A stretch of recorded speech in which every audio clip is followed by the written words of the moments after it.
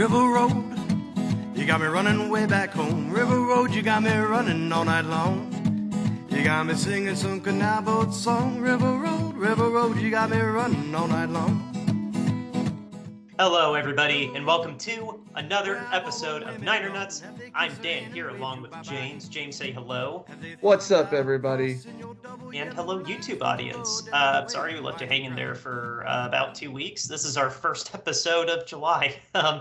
We are already planning on taking the 4th off, but we had I had a little bit of a family emergency pop up, and I'll talk a little bit about that later, but James, you were very helpful in that, but not to tease y'all. We do have some actual 49ers stuff to talk about in this very quiet offseason. It's not about Purdy directly. He is doing A-okay, though, from everything I've heard. He's doing A-okay. Rehab's going well. What we need to talk about, though, at least here in this first episode of the week, now that we're on YouTube, too, and we can see each other face-to-face, we have to talk about the rematch with the Eagles coming up late in the season. They put it in a very prime spot, Week 13, December 3rd. It's a 4:30 game. Surprised it's not prime time, but hey, we'll take it. And we're going to Philly. Once again, we're going to be in Philadelphia. We're just assuming that Purdy's going to be starting by then, unless some act of God keeps him from the game. Where the jury's still out and deliberating that he might be even playing Week 1, but that's another topic. Strictly focusing on this game, Philly versus San Francisco, the rematch of the NFC Championship. To rehash it again after some time's gone by, and my team has had some very strong feelings about how that game went. Kyle Shanahan included. Deebo Samuel walked out at an interview. Robbie Gould has had some very strong thoughts on how the game went too. Everybody has, myself included, but I feel like I said this maybe in prior episodes, but I'll say it again. Calling it unfair isn't fair. I'll put that out there. I don't think saying the game was unfair is the right way to do it, or to categorize how that game went, or to recap it. Unfortunate is a much better word. It was incredibly unfortunate. Our quarterback luck just ran out this time. The fact that we even got there with Brock Purdy, Mr. Irrelevant, was unprecedented. We're going to have an incredible 30 for 30 come out in a couple of years about how just ridiculous this season was, even though we didn't end up winning the whole thing. That said, though, yeah, no, I'm so jazzed to have this game happen again. I really hope, and I'm praying every day that we actually get a full-blown match between Jalen Hurts and Brock Purdy. We just got to see how the season goes. If we can recapture that same magic we had last year, I personally think we can. That's not what I'm debating. I think we have every reason to believe that we're going to be right where we are again. I don't think we're going to have a 2020 slump. We talked about this off mic, James. Is this game circled on my calendar? Absolutely, yeah. The only game that I'm probably more jazzed about, just speaking for myself, I'm off Twitter, people. James runs our Twitter account because reasons. The only other game I'd probably say I'm more excited about, I don't know. I'm always excited to play the Rams. We play them week 2 and week 18, even though that week 18 game probably won't matter. This is probably the game I'm most excited about. If I put second place, not counting our division games, probably the Minnesota Vikings, but that's more because I just watched all 8 episodes at quarterback, and I don't know. It's not to completely sidetrack. I really, really like Kirk Cousins now. Dude, I know you didn't have time to watch it yet. No. God, I don't know. It's just seeing a human side of Kirk Cousins really did a number on my opinion of him, and I can understand at least the human aspect of why Kyle Shanahan really loves this guy so much. But anyway, that aside, just this Eagles game, we were left wanting so much out of it. Not the NFC title. Of course, we wanted the NFC title. I'm personally just so upset that we didn't lose because Purdy got outplayed. Purdy got hurt. If it went the other way, I'd feel just as bad for you guys. Like, it would, I'd be happy, of course, we won the NFC title game, but I would feel bad that you guys lost because Jalen Hurts was hurt, and I don't even know who your backup is. Like, assuming your backup just It was Minshew. It was Minshew. And just so we're new to the bed like Josh Johnson did. Like, yeah, we're just so this is Niner Nuts, and so everybody's aware because we're on YouTube now. So if we have new followers on YouTube, just so you know, I'm an Eagles fan. Dan's the 49ers fan. We do this podcast. I do this with him because I have a love for one of my really good friends here, one of my best friends, and he's never seen the 49ers win the Super Bowl. So when we started this project, this whole Eagles, 49ers thing, tension wasn't going on. And this is not a 49ers shirt. This is 2008, the last time the Phillies won the World Series. Currently, the Phillies are now 26-10 since I got this shirt. And you can see the Eagles license plate in the back. I meant to ask if that was the Phillies World Series, but yeah, thank you for clarifying that, even though it's red for the show. Yeah, well, there was this newsletter I subscribed to.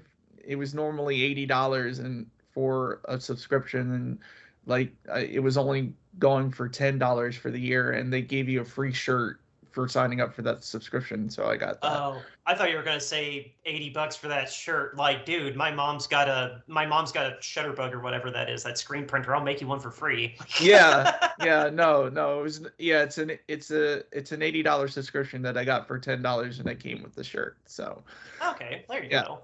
So anyway, but yeah, to clarify that, thank you. That being said, I know from listening to the Philly podcasts and Eagles podcasts and listening to 94 WIP and listening to fans that this is a big game for them too, for the fans at least. The fans are very rabid to get the 49ers back and beat the living crap out of them after what Gould and Shanahan and Debo have said and have talked about, how the game would have gone if Purdy had stayed in. Now, truthfully, like when it happened, yeah, I was excited because I felt like that increased our chances to win the game. But yeah, I felt sorry for Dan because, it's to get it was the second series, I think, or something like that. It was really right into early parts of the game. And pretty much, like, I felt like once that happened, the game was over, Oh, no, it was. It very much was. That was the same feeling that I had the second that Josh Johnson came in. So, like, for 49ers fans, I felt bad for them because basically, that was it. You just saw your quarterback get knocked out in the first quarter, and now you really have to sit and watch the 49ers play with Josh Johnson, and then later, Brock Purdy, who can only throw screen passes for the rest of the game. It's a hard way to lose. I mean, I know if that, like you said, if it had been reversed, like, I probably would have turned the game off. I probably couldn't have watched it. Like, that's how I am. Like, if it gets to something like that, like, that's just heartbreaking, and it's just like it would have made me want to shut off the game. It wasn't good, and it wasn't good from an NFL perspective. Who wants to watch that game? The only people who were probably watching that game, the majority of them, after Brock Purdy got out and we went up by 22-8 or whatever it was. I was just actually looking at Purdy stats earlier. I think it was 35-7 or 37-7, something like that. Yeah, 31-7, I think it was, right? It was 31-7. So when Purdy goes out, it was 30-7, 30-something-7. It was bad. It was bad, and it wasn't good for the NFL because really the only people watching after Purdy got injured and the lead started to get out of control were probably Eagles fans, And as much as Eagles fans loved it, the football world hated it. hated watching that game. And it's an NFC Championship game. You want to see the two best quarterbacks, or at least two quarterbacks, duel it out without having to see the backup and then an injured Brock Purdy. So I get it. I get the sentiment that you really felt, disappointed because you really didn't get you didn't have a quarterback to go in there. You didn't have a quarterback to win with.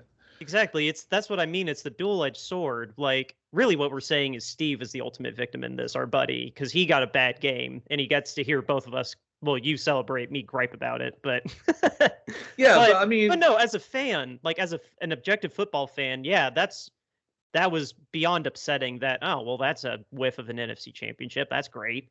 And then, of course, yeah, just I've now seen another championship loss, which I'm trying to be introspective, post-therapy, trying not to get so worked up over things now.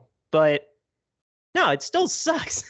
And it's okay for it to suck. Just don't let it ruin your life. Yeah, I mean, dude, like I probably would have been inconsolable for at least a week after that. Because if that had happened to us, like, man, and and I have been through some hard losses. I watched Rondé Barber return a pick six to end my hopes, one year. I watched Carolina just embarrass us, and we couldn't complete a pass. We lost to the Arizona Cardinals, So we lost to Tampa Bay, we lost to Carolina, and we lost to the Arizona Cardinals. 3 teams that had never been to a Super Bowl before. We were the stepping stones. So I know Did they win every one of those Super Bowls, though? Because every person that beat us since 2002 won that Super Bowl. See, that's the thing. The Buccaneers won. The Cardinals didn't, but the Cardinals were literally seconds away from winning that game. The Panthers didn't, but that was another team that was literally, they lost by a field goal to the freaking Patriots, or the Cheatriots at the time. So, that's the thing. Like, I know the heartache, and if Jalen Hurts would have went down, I probably would have turned it off. So, and the league feels the same way. So you're saying I'm better because I sat and watched all that heartache like I was watching someone pass away. Like, yes, I would say you have more resolve than me, because I would have probably, like, once it got to the point where penalties were happening and things like that for like unsportsmanlike conduct, I just would have shut it off. I can't I can't stand to watch my team do stuff like that. Like if it's that bad, and by then, like, I think too, once like Josh Johnson was knocked out of the game, like if Gardner Minshew would have been knocked out of the game, and it was already like what, 24-7, and you have, I don't know, Boston Scott coming into play quarterback or something like that. Yeah, my earmuffs, my ass would have shut that game off. And so, yeah, kudos to you, Dan, for watching the whole damn thing.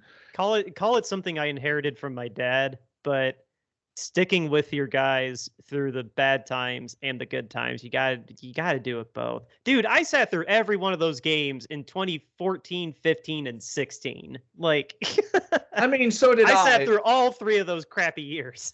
So did I, but honestly, like if the roles were reversed here, like I probably would have shut it off. Just to be honest, like I feel you. I am giving you crap. I do understand your rationale. Yes, because it's just so painful for me, like to and it would, you guys were a good team. You had Brock Purdy, you had the best defense in the NFL, and here you are going out like this. Like, it would have been very upsetting for me if that was me, and I would have shut the game off. I really would. I would have shut it off. So, like, for us, we want this to be a redemption game. We want Purdy to be in the game. I mean, broadly speaking, as best as I can, I just want the best quarterback that's in there. If Sam ends up winning camp, Trey ends up winning camp, Purdy ends up being okay, we know what Purdy can do, so I trust Purdy's going to be good. I want the best quarterback that's out there, and I want the redemption just from the I'm spacing on the word I'm looking for. I just want the catharsis of knowing that, like, hey, you guys didn't change that much, we didn't change that much, and in a rematch, we got you. I want that feeling that Patrick Mahomes got by beating Joe Burrow finally. Obviously we haven't played you 3 times, but Yeah. I just want the catharsis of knowing that we could keep up with you with a healthy quarterback. And even though the stakes obviously aren't the same in this game, but from your guys' perspective, because I know just to reiterate, like, you guys are pretty much egged on because of, admittedly, our players have been a little chirpy about it. Yes, we are. I will say there are a lot of Philly fans, me included, who don't like all the hoopla that is continued on, over this. And I discussed on the podcast before. I don't think it would have been by 2 touchdowns. Could you have beaten us with Purdy? Yes. But I feel like even with Purdy in the game, we were still the second-ranked defense in the league. So, and we had one of the top offenses. I believe our offense was number 3. So we were a really good team. Oh no, not at all that it wouldn't have been competitive. Like, it was the best 2 teams going against each other. Yeah, yeah, and like, the comments that Robbie Gould made were like ridiculous. Like, that was ridiculous. But in essence, like, for me, like, yeah, this is, I want to see him beat the Chiefs. I want to see him beat Dallas. But just the way the 49ers and Shanahan have reacted and what they've said since they lost, as if the Eagles were some inferior team to the 49ers. At least that's the perception that I get from them, that's what they think.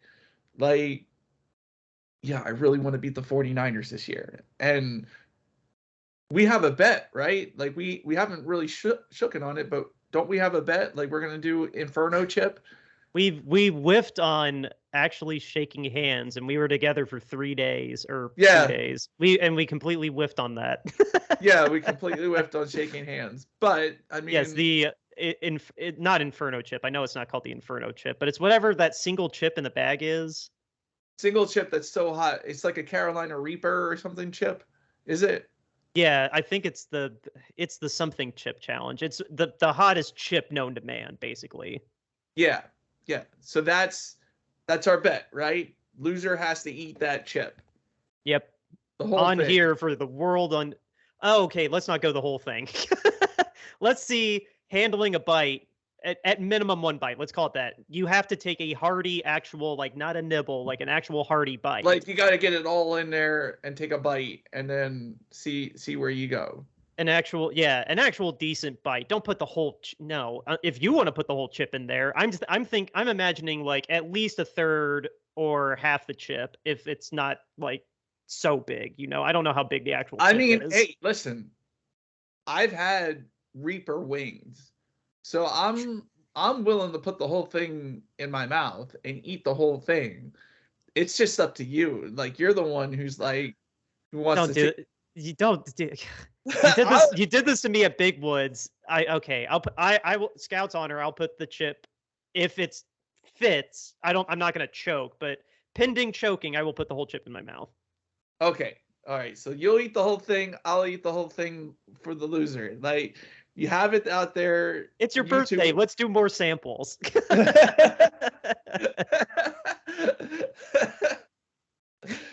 God, that's so. Listeners, that just he happened to be up here for my birthday. I'll just leave it there. Yeah. And Big Woods gave us free samples of all of their liquor, so it was fun. Oh, did Kim like her gift, by the way? I know we're going way inside baseball, but. She did like it. We haven't made smoothies with it yet, but just so everybody knows, I got her a bottle of toasted coconut rum from Big Woods, and so because she likes. Shout out Big Woods in Speedway, Indiana. Yes, shout out Big Woods for supplying that. But anyway, personally for me, like, it's a big game. I'm willing to bet on this game. I've had Reapers before, Reaper wings. They are very, very hot. I remember for Veterans Day, Buffalo Wild Wings gave away 12 boneless wings for free to veterans. And I was like, screw it. If there's any night like tonight where I can try one, I'm going to try one. So I was going to go for 12. And the bartender was like, how about you just do 6 if you've never done them before? And I'll get you 6 of something else. So that's what I did. And I am very thankful that she only had me do 6 because it was a very rough, taking those down. But I did it. I was fine. I can do it. I know I can do it. And I should warn you, Dan, I've been eating hot peppers since I've been 3. So like, well, yeah. Call me out. Now I'll hold back. I like to tell people I like hot sauce, and I'm willing to try all hot sauces, but is my tolerance very high? I'm not going to pretend it is. I am always down for a hot sauce adventure, though. So this is a good bet. I like this better. This will be cheaper than a hat bet too. yeah, definitely cheaper than hat bets. I mean, and so I think this will be a good bet. And YouTube world, you're gonna get to witness it on here.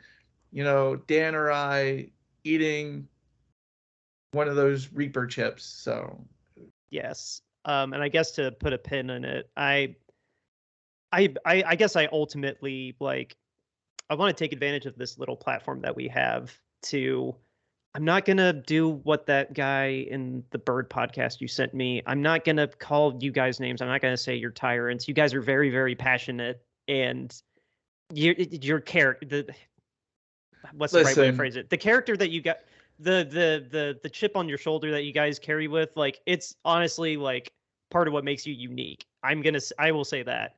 We don't when you think 49er fans, you just think people that live out in the Bay Area, nothing beyond exciting beyond that.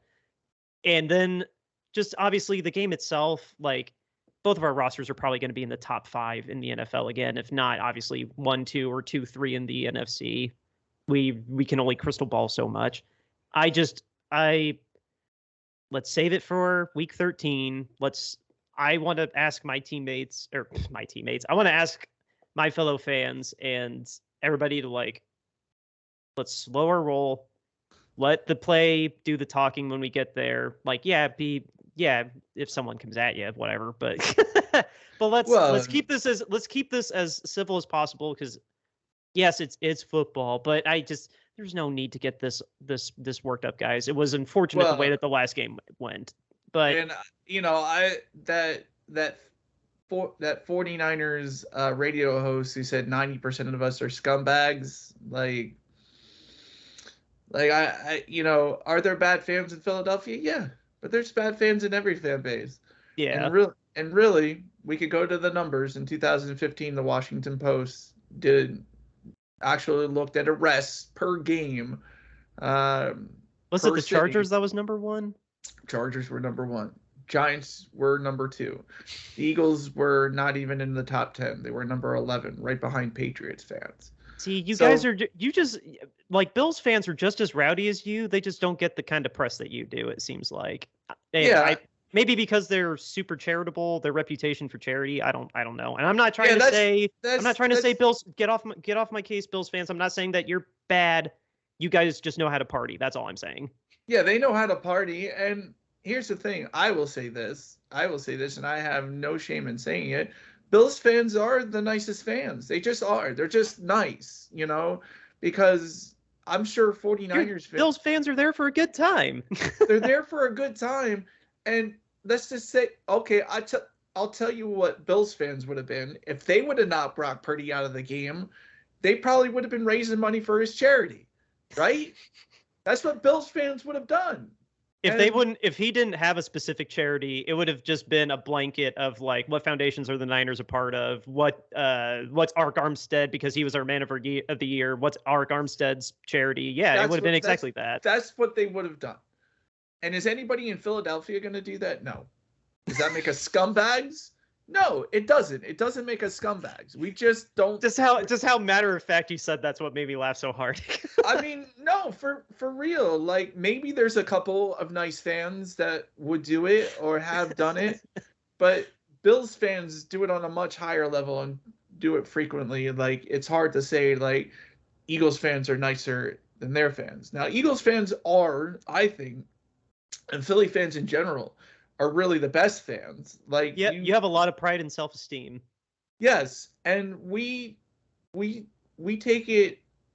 Following sports is one of the great traditions in our city, and people really get into it, and they're really passionate about it. And a lot of them, like me, are fueled by whatever they can find out about a player or anything like that, to get the spirit going in Philadelphia. And one thing Philadelphia likes is an underdog.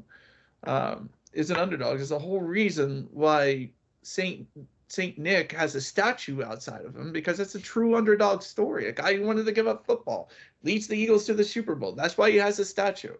100%. Yeah. And I mean, of course, Rocky too. Like, Rocky, you gave Rocky a statue. Like, you gave Rocky a statue. Yes. So we love the underdog story because we're usually always the underdog.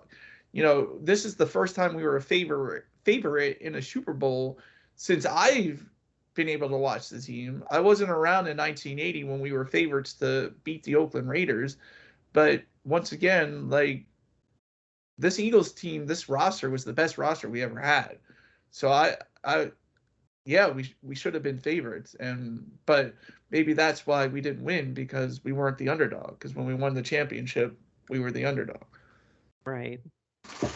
Well, honestly, I'm looking at our time, and I mean, I can't think of anything else to really add to this. Like I said, I just hope this is a good game. I could, for fans and for both of us, to be able to say, hey, we won with at least a 90% healthy roster. It's going to be week 13. Someone's going to be hurt, but at least a 90% healthy roster, and it was competitive, and we had great commentary from Kevin and Greg, because there's no way they're not calling that game. They're not going to put Mark Sanchez and his partner on that game. But anyway, I think with that, James, let everybody know where they can reach out to us in between episodes.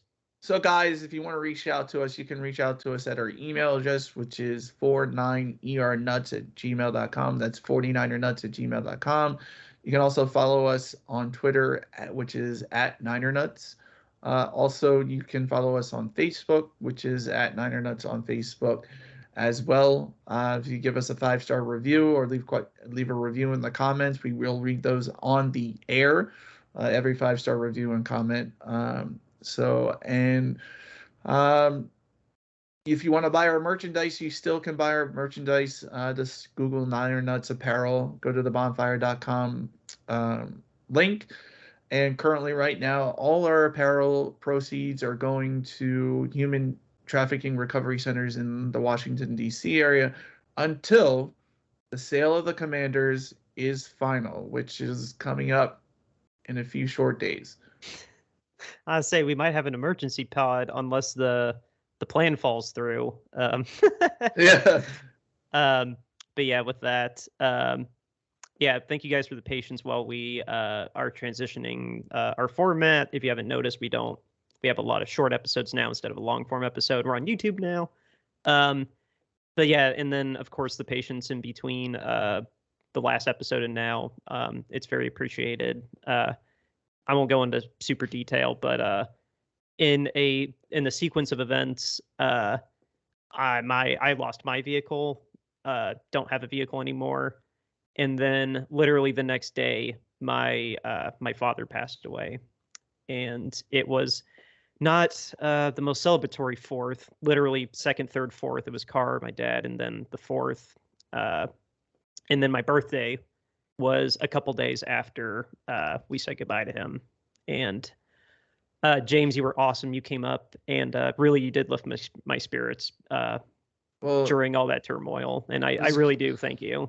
Well, it was great to be up there with you and spend some time with you, watching movies and watching sports documentaries, and like it was just as good for me, because I really one of the things that I miss where I live here in Florida is that I don't really get any contact with, on a regular basis with people who can talk sports, like who can talk about NFL, Eagles. Like I just don't get much contact. Like my wife has submitted herself to watching every Phillies game now with me, but at the same time, like, me talking to her about, OPS and on base percentage and all of that, like she just doesn't get into that.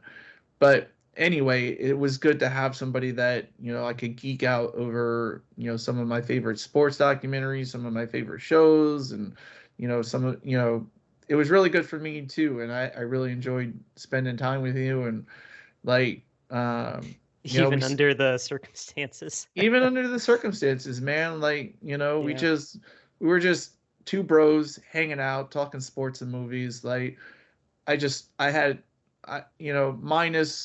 the day that, I first got there, like, other than that, like, the trip was really, really good. I had fun, especially when the waitress looked at me like I was crazy. That Big Woods waitress was awesome. I did kind of, I don't know, part of me regretted that I didn't tell her about everything that happened the weekend, but another part of me is just like, it's okay. It's fine that you didn't unload all that on her. Yeah. But no, it was, it was, to say it was an easy week. It wasn't, but you made it a lot better. And I'm glad I got to share turning 31 with you and my fiance. But yeah, I got nothing really. I don't have Roto World in front of me or whatever we're calling it now, NBC Sports Edge. I just want to dedicate this week's episodes to my dad, Glenn. So thanks for everything, Dad. And then Roger Craig should be in the Hall of Fame. Outro music, Justin Muth, River Road.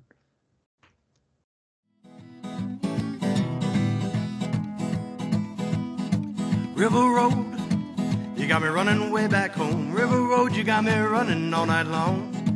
You got me singing some canal boat song. River Road, you got me running all night long.